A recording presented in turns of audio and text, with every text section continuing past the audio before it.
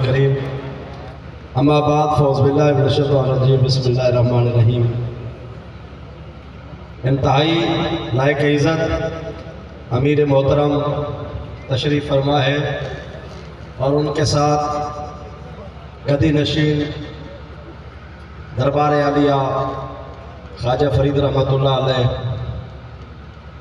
और सबसे पहले तो मुबारकबाद पेश करता हूँ जनाब रवातिफ अली खान साहब को और डॉक्टर आसिफ सलीम गजलानी साहब को और बरादर मलिक अब्दुल्ला फाद नगरियाल साहब को। एक गुजारिश करके इजाज़त चाहूँगा कि ये ज़िला मुजफ्फरगढ़ जिन लोगों के चुंगल में रहा है, जिन लोगों के नरगे में रहा है, जिन लोगों के ज़ेर तसल्लुत रहा है, मेरा ये आप लोगों से सवाल है, ये जिस पार्क में आप तशरीफ़ फरमा है सरदार कौड़े खान पार्क में, ये इस शरीफ आदमी की जायदाद को भी लोगों पर सर्फ नहीं कर सके, जिसने पूरी जायदाद ज़िला मुजफ्फरगढ़ के गरीब तलबा के लिए, गरीब मुस्तहिक मरीजों के लिए वक्फ की थी। इन लोगों ने अपने इक़्तिदार में रहते हुए सरदार कौड़े खान की ज़मीन को भी गरीबों पर भी इस्तेमाल नहीं करवा सके और तलीमी इदारों के लिए भी इस्तेमाल नहीं करवा सके। ये आपके क्या खैर खा हो सकते हैं? मेरा आपसे सवाल है। जायदाद इतना बड़ी जायदाद है, जो डीसी आता है, जो डीपीओ आता है, इसी जायदाद से करोड़ों अरबों की जायदादें बना के गया है। पिछले दिनों एक मीटिंग में था मुजफ्फरगढ़, एक साल में सिर्फ 26 लाख ठेका आया है, 80 मुरब्बे का 26 लाख ठेका। ये सब उनके साथ ब्यूरोक्रेसी के साथ मिले होते हैं और आज हमें उन्होंने 2 पार्टी सिस्टम में 2 खानदानों में बुखारी और जतोई उन्होंने तकसीम करके बारी बारी लगाई हुई है। आज ये 3 नौजवान लीडर आपके सामने हैं और जिस नजरिए पे इलेक्शन लड़ रहे हैं वो अफलाकी नजरिया है, वो अफाकी पैगाम है, निज़ाम मुस्तफ़ा का पैगाम है, मोहम्मद अरबी के दीन का पैगाम है। इनको आप अप्रिशिएट भी करें और इनको आप सपोर्ट भी करें। इन्होंने दुनियादारी को लात मारी है, इन्होंने दुनियादारी को पसे पोस्ट डाल के मोहम्मद अरबी के दीन का झंडा उठाया है। ये मायूस होकर वापस ना जाए, ये थक कर वापस न जाए, बल्कि आपने इनका दस्तो बाजू बनना है और लब्बैक का नारा भी करेंट पर मुहर लगाने के बाद जरूर लगाना है और दीन की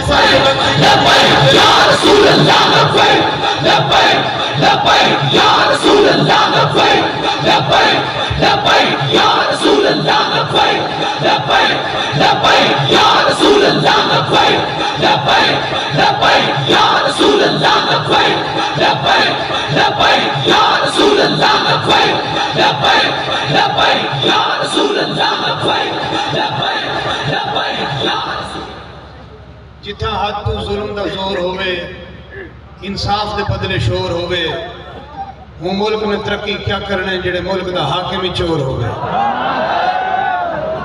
मैं गुजारिश करे सा किताब वास्ते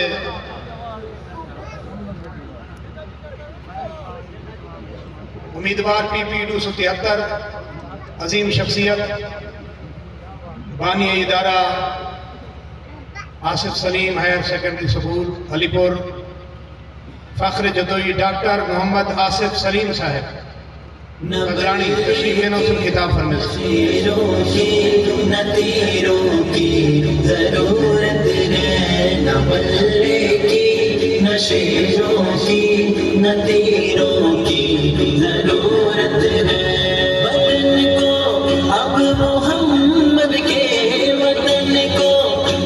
मोहम्मद के फकीर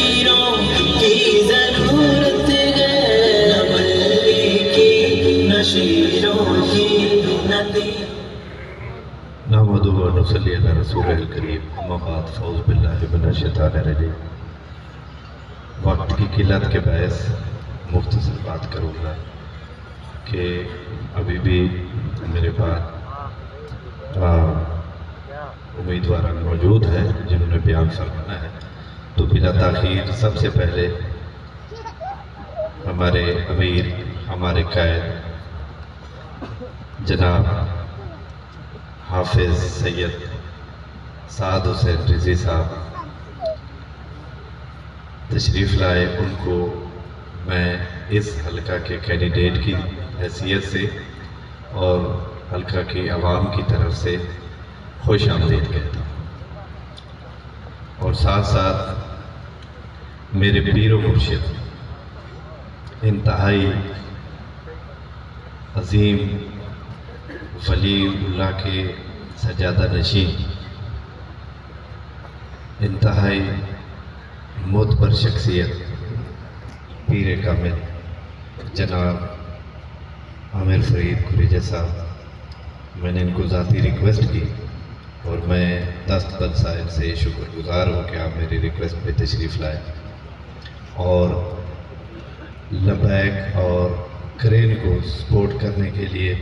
और क्योंकि हमारे इलाके में इनके मुरीदान की बहुत बड़ी तादाद है, तो आज हजूर यहाँ जलवा फरोज़ हैं, तो मुरीदान इनको ज़रूर देख रहे हैं और देख कर ही समझ गए होंगे कि सही का वोट डालने का हुक्म किस तरफ है।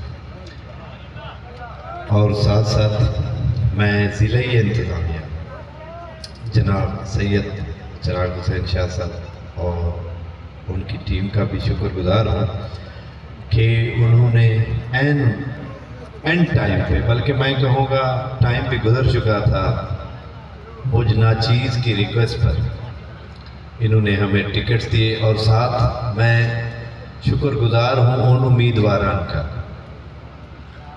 जिन दोस्तों ने रज़ाकाराना तौर पर टिकट वापस किए। और मैं शुक्रगुजार हूँ अपने पैनल का, जनाब राव साहब और जनाब मलिक अब्दुल्ला साहब, कि मेरी रिक्वेस्ट पर इन्होंने लबैक पे लबैक कहा।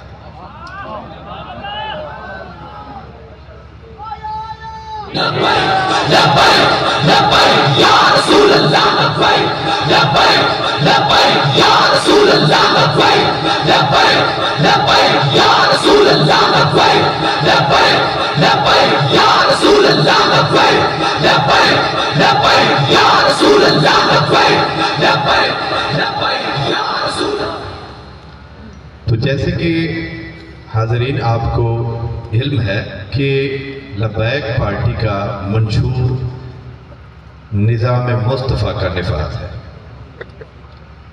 तो हम तीनों कैंडिडेट्स इस मिशन में आए हैं। अल्लाह ताला इसी की बदौलत हमारी कामयाबी भी करेगा और कामयाबी सिर्फ दुनियावी नहीं होगी, आखिरवी भी हमारी कामयाबी होगी। और साथ साथ मैं हाज़रीन को एक दो सियासी बातें भी करना चाहूँगा कि हम जब टेलीविज़न पे कोई ड्रामा देखते हैं तो ड्रामे में पता होता है हमें, जिसका नाम ही ड्रामा है यानी झूठ, हमें पता होता है ये जो बंदा किसी को मार रहा है ये झूठ है, ये मार नहीं रहा। और हमें पता होता है कि गलत आदमी दूसरे आदमी के साथ मिसबिहेव कर रहा है, हमें पता होता है ये झूठ है, लेकिन फिर भी ड्रामे की नक्शबंदी, एक्टर्स की एक्टिंग इतनी अच्छी होती है कि हम ड्रामे का पार्ट बन जाते हैं और हम एक्सपेक्ट करने लग जाते हैं कि यार ये ऐसे ना होता, ये ऐसे ना होता। वो जानी दुश्मन होते हैं ड्रामे के अंदर, लेकिन साथ के रूम में बैठ के गपशप करते हैं, शायद स्टूडियो आते भी इकट्ठे होंगे। तो क्या है, उनकी एक्टिंग की वजह से हम धोखे में आ जाते हैं। तो भाई यहाँ भी एक्टिंग हो रही है, किसी खानदान की 5वीं नस्ल बरसर इक़्तिदार आ रही है और कहते हैं जो महरूमियाँ हैं यहाँ की ख़त्म कर देंगे। हजूर साहब भाई, ये जिस जगह पे बैठे हैं इसका नाम है कौड़ा खान पार्क। अल्लाह की कसम एक खास का दिन का नहीं है इस पार्क। और हालत देखे, 2.25 करोड़ की लागत से इसको बनाया गया और आज तक किसी मुतलका इदारे के हवाले ही नहीं किया गया। तो क्या हुआ कि फंड जो है ना ऐसे तकसीम हो गए। तो वो एक्टिंग इस किस्म की करते हैं जो कैंडिडेट्स हैं यहाँ के, किसी की 4 नस्लें हैं, किसी की 5 नस्ल, फखर से कहते हैं हमारा दादा उस दादे का भी वालिद जी सियासत करता था, 3 नस्लें 4 नस्लें आगे, हालत नहीं बदली। अब मैं छोटा सा मुवाजना करूंगा, अलीपुर और जदू का दोनों तहसीलें हैं, वहां मैं इदारा चलाता हूं, यहाँ मेरा घर है, यही मैं पला बड़ा हूँ, बिजनेस यहाँ भी है, डेली मेरा आउटबैक होता है। तो चीजों को जब मैं देखता हूँ, अलीपुर और जतोई दोनों जुड़वा तहसीलें हैं, लेकिन हालात कैसे, जैसे हम पंजाब को क्रॉस कर रहे हो, रहीम यार खान से आगे जाएं, जो ही ओबाड़ो शुरू होता है ऐसे लगता है कि शायद हम किसी देहात में आ गए हैं, यानी सिंध और पंजाब का फर्क। तो जतोई और अलीपुर का भी ऐसे ही सिंध और पंजाब का फर्क लगता है। वहां मैं जाता हूँ, स्ट्रीट लाइट रोशन है, यहाँ स्ट्रीट लाइट का कंसेप्ट ही नहीं है। ये तहसील है सर। मैं आपसे पूछता हूँ, कभी आपने कहीं पर कोई सरकारी लैंप लाइट जलते हुए देखा? गलियों में, सड़कों में नहीं देखा होगा। मेरे बुजुर्ग यहाँ पर बैठे हुए, किसी की ये देखिए सामने बैठे हुए 75 साल 80 साल ऐसे, कभी नहीं देखा होगा। इसके बाद आपने शहर में प्ले ग्राउंड भी नहीं देखा होगा। पार्क आपके सामने है, ये पार्क है, यहाँ पे सारी रेत है, कहीं कहीं टफ टाइल थी, अब वो भी नहीं। और हॉस्पिटल अलीपुर का हम देखते हैं, जतोई का देखते हैं, दोनों में जमीन आसमान का फर्क है। अब अलीपुर में मुल्तान लेवल की सहूलियात है, वो क्या है, डायलिसिस अलीपुर हो रहा है, और यहाँ जिंदगी के भी मसाइल हैं। इसके साथ साथ अगर हम बच्चों और बच्चियों की आला तालीम की बात करें, Alipur graduate college for boys and Alipur graduate college for girls, वहां पर 12 से 13 डिसिप्लिन हैं जहां पर BS प्रोग्राम चल रहे हैं, और यहां पर नाम निशान नहीं है। यहां पर नाम निशान नहीं है कि यहां पर जतोई की बच्चियां अक्सर FSC के बाद आगे पढ़ती नहीं है, या तो वालिदैन अफोर्ड नहीं कर सकते, या पैर भेजना नहीं चाहते, मसाइल क्यों ना हो। अब जब मैं मुजफ्फरगढ़ को देखता हूँ, डिस्ट्रिक्ट जरूर है, लेकिन जो चीज मैं आपको बयान करूंगा वो डिस्ट्रिक्ट की वजह से नहीं है। वहां पर टेक्सटाइल की इंडस्ट्री डिस्ट्रिक्ट लेवल की वजह से नहीं है, दर्जन भर टेक्सटाइल मिल्स हैं, हजारों वर्कर्स वहां पे काम करते हैं। मुझे बताएं, 50 साल हो गए, 60 साल हो गए, हमारे सियासतदानों ने बेरोजगारी के खात्मे के लिए क्या किया? किसी ने कहा कारोबार, किसी के अमेरिका में कारोबार है, किसी का दुबई में कारोबार में, जतोई में भी कुछ किया? कुछ नहीं किया। मेरे भाई, इन एक्टर से जान छुड़ाए। ये एक्टिंग आके करते हैं आपके सामने, जी मैं मुखलिस हूं आपके साथ, जी हमारा बड़ों का आपके साथ ताल्लुक है, जी आप हमारे साथ 50 साल से हैं, आपकी जुदाई हम तो नहीं बर्दाश्त कर सकेंगे। अगर हम परसरे इक़्तिदार आ गए तो आप देखिएगा कि हल्के का हम हुलिया कैसे चेंज कर देते हैं। ऐसे सुहाने ख्वाब दिखाते हैं, पता हमें भी होता है ये झूठ बोल रहे हैं, ये भी झूठ बोल रहा है, इसके बड़े ने भी झूठ बोला, उसके बड़े ने भी झूठ बोला, उसके बड़े ने भी झूठ बोला।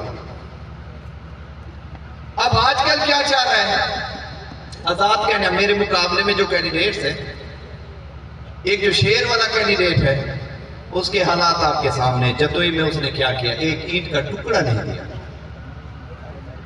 अपना दूर दराज एक मौजा है, देहात है, वहां पे सारे काम होते रहे, कुछ भी नहीं किया, कुछ भी नहीं किया। और साथ साथ वो जो हमारा साथ भाई, आप सुन के हैरान होंगे, जो हमारा MPA था, ये सबको पता है, 4 दफा बिका है, और बरमरा कहता था कि मैंने इतना पैसा कमाया, बरमरा कहता था। और मुझे अफसोस होता है उनकी ये इनक्रेडिबिलिटी है। मेरा स्टूडेंट है और मुझे हर वक्त कहते हैं सर आप मेरे मुकाबले में, मैंने कहा तेरे मुकाबले में तो नहीं लाना, तू लड़ इलेक्शन। मैंने कहा जी मेरे वालिद, मैंने कहा अल्लाह का नाम ले, अब चौथी नस्ल आ रही है यार, कितने अरसे तक हमें गुलाम रखोगे, कितने अरसे तक गुलाम रखोगे। मेरिट की ही बात कर लेते हैं, जो हमारा एमपी इलेक्शन लड़ रहे सर, अब सुन के हैरान होंगे, ताहयात नाहिल था। वो नाहिल क्यों था साथ भाई, आप हैरान होंगे, ये आंखें नहीं खुलती। वो एक्टिंग इतनी अच्छी करते हैं कि हमारा पढ़ा लिखा तबका भी हमको नहीं पहचान सकता। मैट्रिक की सनत जाली थी, मैट्रिक की सनत जाली थी उस बंदे की, और वो सरदार है, उसकी क्या शरीफ बंदा है जी, अच्छा बंदा है।